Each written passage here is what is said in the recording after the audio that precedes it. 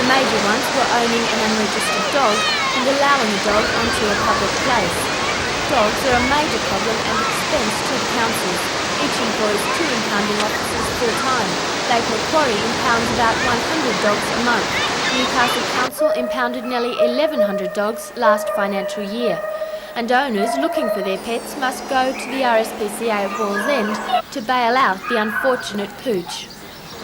The dogs are brought here to the RSPCA. If the dog is unregistered, it is destroyed within 7 days if it's not claimed. If it is a registered dog and it's not claimed within 14 days, it's also destroyed. It costs just $12 to register a dog, but only $4 if it's desexed.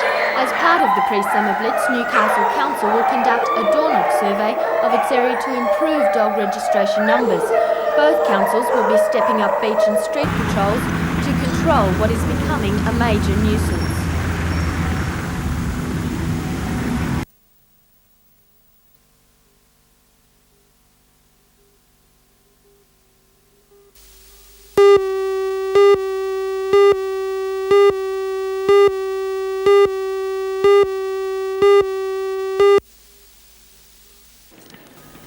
Rutherford High School began classes in January last year.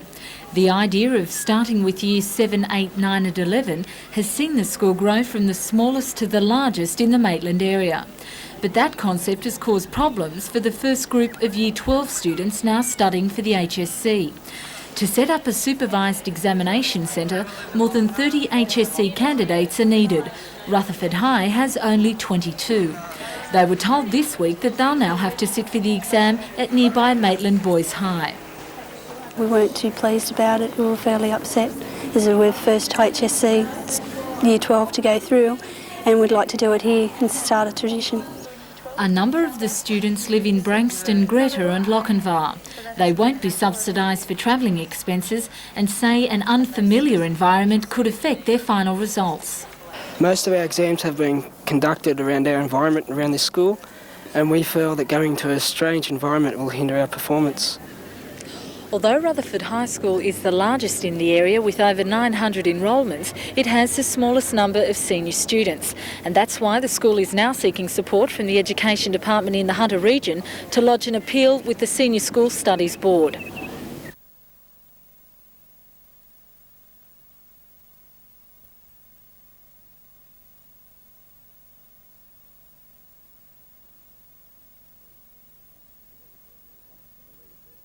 I believe that there is one exam centre for about 6 or 7 high schools, and so some children are sitting in their own high school for the HSC, some are sitting in a different school. In fact, the majority of students in fact have to go to a different high school.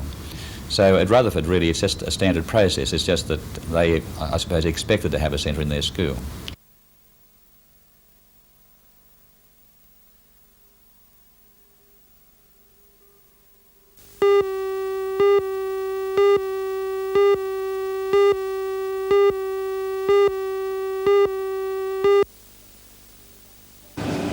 The State Dockyard today unveiled its prototype for a mobile workshop for the Army. If it wins the $2 million contract, it will mean an additional 20 jobs here. Join Ray Deneen and Anna Manzoni for all the news tonight at 6.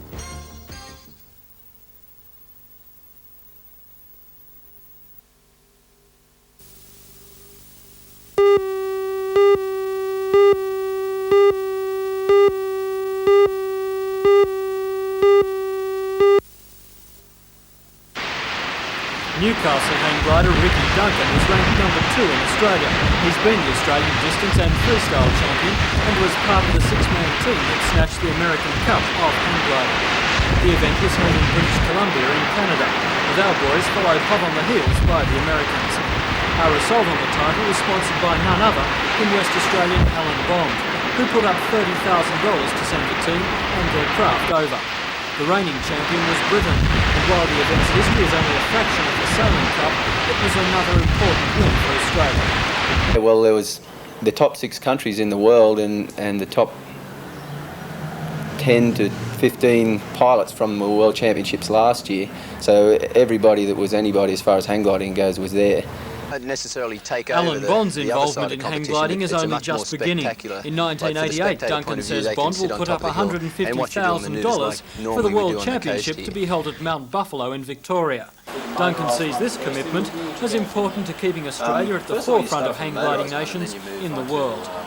At the World Championships last year, we got the silver medal as a team, and the World Championship prior to that, we got the gold. And before that, Australia hasn't been much of a force because there's been no financial backing. But now we've got financial backing, and we get the top 6 hang glider pilots there, because a lot of the guys on the team are spending their money running around to compete and get experience, and then they've got no money left to go to the major competitions. But now with the Swan Corporation behind us, we're looking good.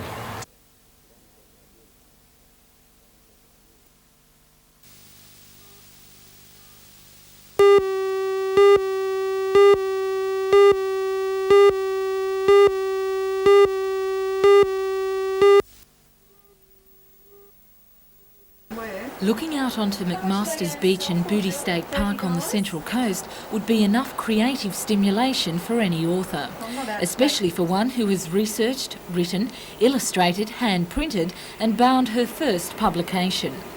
Julie Ferguson-Jewell has gone to painstaking lengths to compile a children's fantasy book about Australia's native bushland. Entitled Bush Sprites of Australia, the colourful characters come alive. Bush Sprites have evolved, I suppose, through my mind. The word sprite means spirit, and I've tried to represent the spirit of the bushland in a form to which children can more readily relate, so that they can in turn learn about the bush in a more close manner. Julie describes the book as a labour of love, and labour is the right word. A detailed printing process involves taking the illustrations from early sketches through an etching process. Then the hand-mixed colours are applied one by one on each separate page, where they're joined with a rhyming verse. An artist by nature, Julie already plans to add to the first volume. Bush Sprites of Australia is a limited edition, but you'd better be quick. There's only 500 copies available and they go on sale this Friday.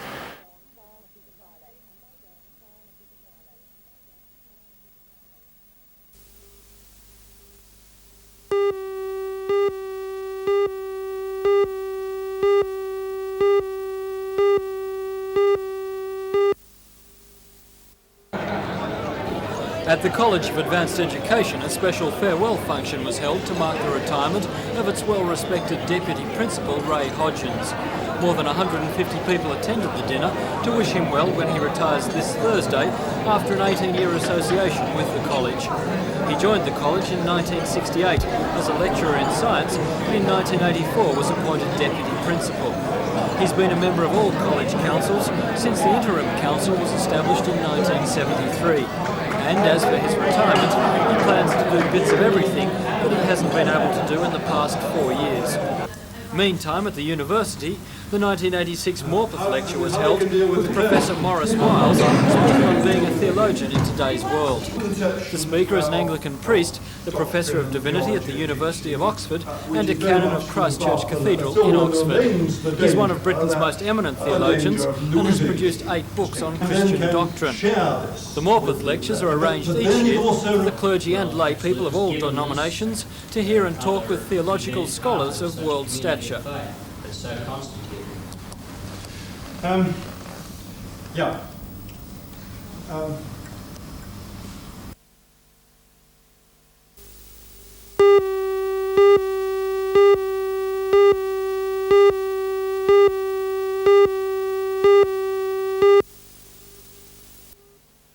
That the government is going to issue a portable record card to everybody. The public will be able to take this to their pharmacies each time they have a prescription dispensed. Pharmacists will record and stamp that card, and after a person or a family, a total family, has had 25 prescriptions, then they will be entitled to get their prescriptions after that date free of charge. But I understand there isn't going to be a blanket increase from $5 to $10. Now at the moment, if an item is $7, the public pay the first $5 and then the government pays the chemist the other $2. Under the new system, the patient will only pay $7. He won't pay the full $10. Therefore, it won't be a blanket charge of $10. It will be a scale between $5 and $10, and it won't be nearly as severe as most people think. Private hospitals in the Hunter will also lose their government bed subsidy. Nationally, this is expected to save the federal government $19 million this year alone. However, the flow-on from the abolition of the subsidy, increased private hospital costs, including wages and equipment, and an expected increase in public hospital charges all mean a possible rise in contributions to private health funds. General Manager of the NIB, Colin Rogers, says health costs have been rising and NIB, along with other private health funds, may find it necessary to review their contribution rates towards the end of the year.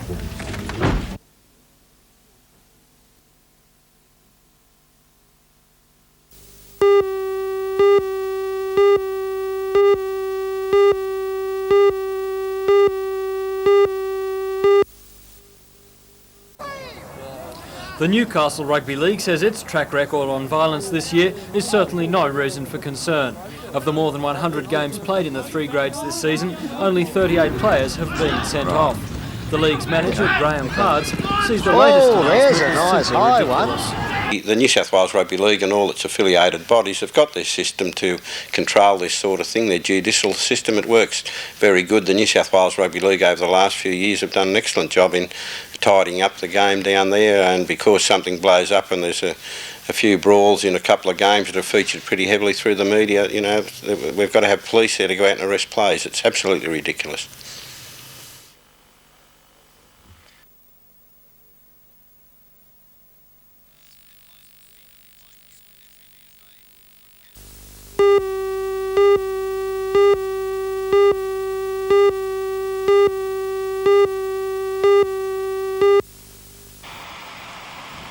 In recent years, a number of one-stop shopping complexes have mushroomed on the Central Coast.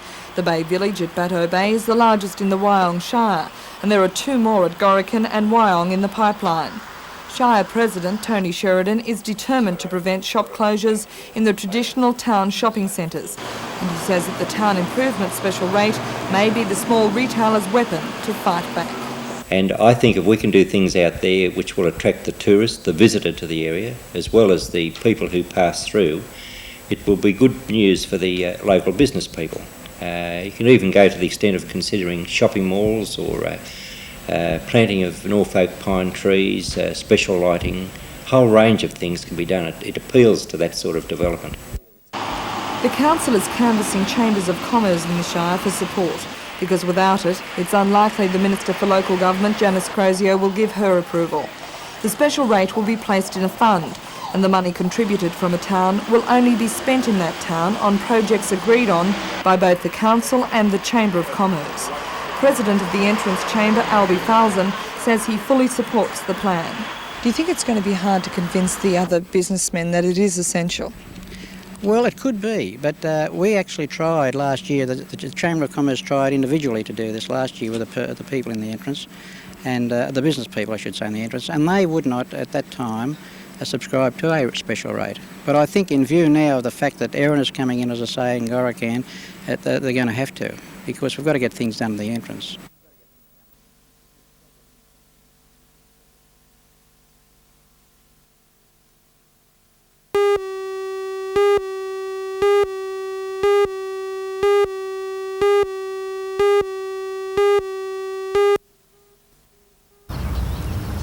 The most pressing problem for a tourist is where to go and how to get there. Hunter Explorer Day Tours, which began last Monday, will solve this question for day trippers and tourists to the region. It's a service that's long been needed according to local tourist bodies, and operator Brad Barclay says they've been very supportive. Most definitely the support in setting the tour up initially from the likes of the Lower and Hunter and Lower North Coast Tourist Authority and also the Newcastle City Council have been excellent. 3 tours will operate, covering the historical and cultural interests of Newcastle City, the natural environment, industry and the vineyards. Stops along the way include the beaches, Blackbutt Reserve, the Port Waratah Coal Loader and Hungerford Hill Wine Village. Mr Bradley wants to point out the unique character and history of the region. Already he's had 8 international tourists on the bus, and he says everyone has been impressed not just with the service but with Newcastle.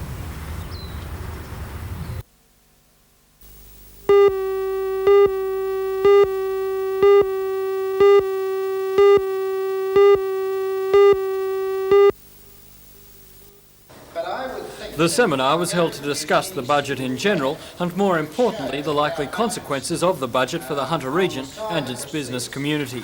40 people turned up to participate in the seminar and to hear the views of the former Research Director of the Hunter Valley Research Foundation, Professor Cyril Rennick, and 4 other prominent local business people. They were Ted Bradshaw from Coal and Allied Industries, John McNaughton of the Chamber of Commerce, Mike Tyler of the Chamber of Manufacturers, and Gary Pearson, the new Regional Manager of Westpac Bank. Professor Rennick was critical of the budget, saying it didn't go to the root of our problems. I don't think there'll be much effect in Australia except a big commotion. There's not much economic growth written into the budget. I think most people are going to be distressed by the cuts that are put upon them in terms of taxes, like the tax on petrol, or the cutting down in expenditure on education, or the delay in paying social service payments. All of these things I think are going to give rise to unrest and distress, and I think that'll be evident here. So all in all, it wasn't a satisfying budget, let's say, for you? No, I think it's a budget which basically overlooked the major issues it should have looked at. And those are, what are we going to do about Australian industry? How are we going to get further investment in Australia's resources? How can we better educate our population? What can we do to relieve poverty in this country? And what are we going to do about having a national target for Australia in terms of economic growth?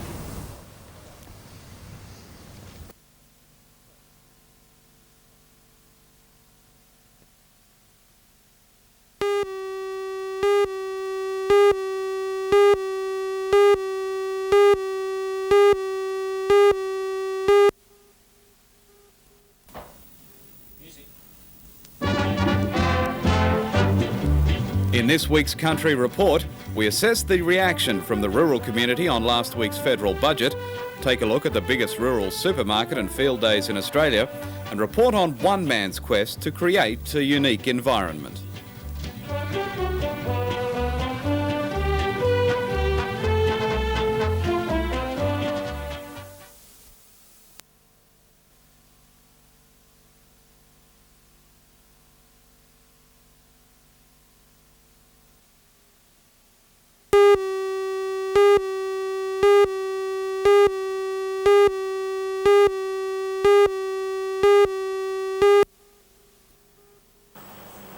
The BHP collection amounts to a who's who of modern Australian art. Begun in 1972, it is normally on show in the company's headquarters in Melbourne. The Regent Art Gallery has obtained 49 of the collection's 500 works to show during this year's Matara Festival. Immediate points of reference for the viewer are examples of the Ned Kelly series by Sidney Nolan. There are fine landscapes by Lloyd Rees, Arthur Boyd and Fred Williams. Albert Tucker, Brett Whiteley and George Balderson are also represented. BHP says the collection represents its commitment to Australia and Australian art. One of the most interesting aspects of the collection is the inclusion of works by younger developing artists. So I think it's a deliberate policy by BHP to aim to collect young Australian artists, people who've emerged in the last decade. And so we have people like Sally Robinson, who had her first exhibition in 1976, people like James Willebrand. He's also a relatively young artist. Great. That's it. Thanks. Yep, that is.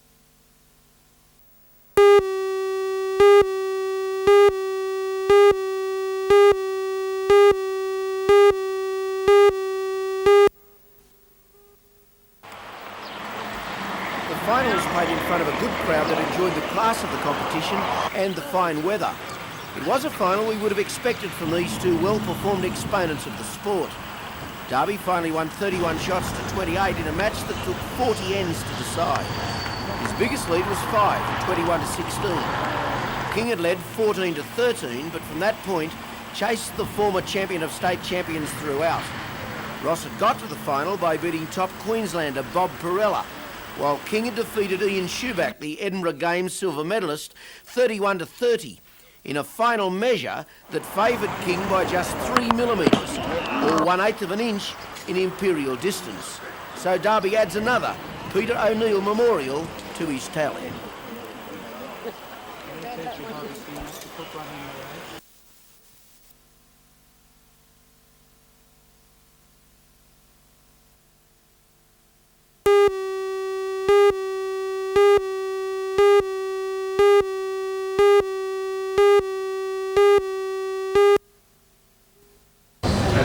Dennis Marlon was shown over the facilities at the Perrier Courtyard restaurant by catering manager Kay Duffy. In October, he will cook for the Queen of Hearts fundraising dinner and later a dinner for the Newcastle Art Gallery Foundation.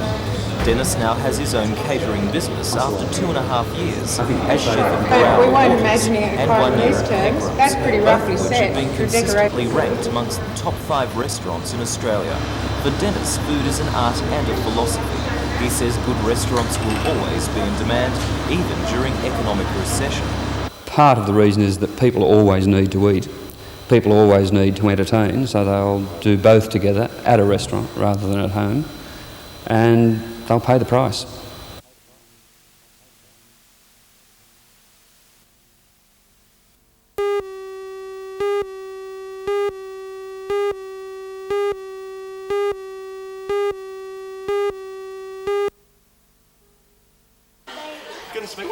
He's internationally famous as Ronald McDonald, captain of the world's largest hamburger chain. But how many know him as Dr. Ronald, a certain style of quack with a different brand of medicine.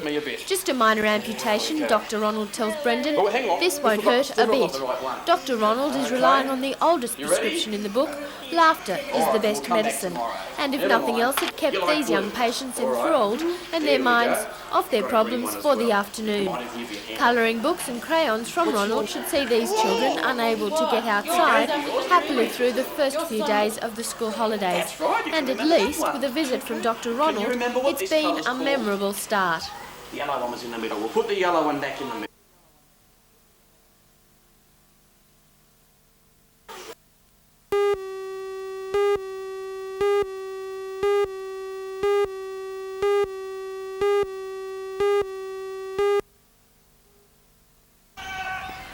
South kept up a constant pressure on the central defence, and it cracked to allow 14 points in each half.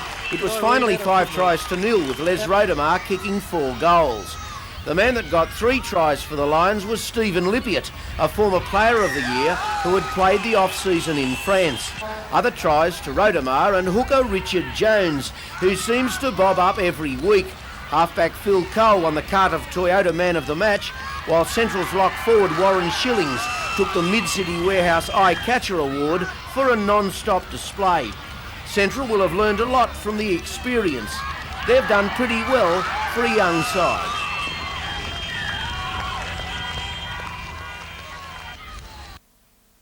Calf. It was finally 5-0 with